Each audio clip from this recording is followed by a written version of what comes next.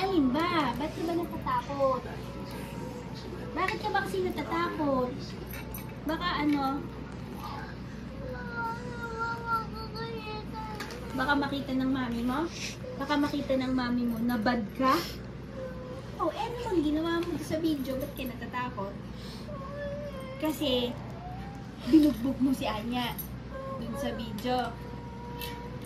Binugbog mo si Anya dun sa video. Eh, na-videohan pala ni Anya. Ha? Eh, anong dapat natin gawin? I-delete natin? Burahin na lang natin para hindi makita ng mami mo. Eh, di sabihin mo, mami, wag mo hawakan yung iPad ko, ah. Baka kasi makita, eh. Kasi, kanina, binugbog mo si Anya. Kung binugbog pala si Anya, hindi mo alam naka-video pala. Paano gagawin natin? I-delete natin sa iPad mo. Eh, ayun yung i-delete na natin. Hindi makikita yun. Okay, delete na natin. Huwag ka maingay, Anya. Kala mo, di-delete namin yun.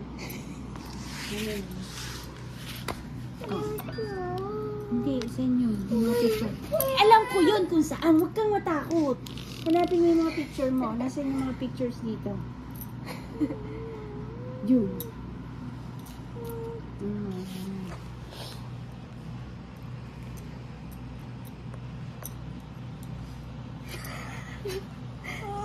Tanga, di-delete na nga natin. Delete to. Eto ha. Alin dyan di-delete natin? Hindi naman yan papanoorin ng mami. Oh, naka-smile naman, Anya. I-smile. O yan, tama na. Delete. Wala na, Anya. Delete na. Paano yung sa CCTV? Di-delete na rin natin yung sa CCTV. Hindi. Naglobat pa. Wala na kaya delete na. Bura na. Yes!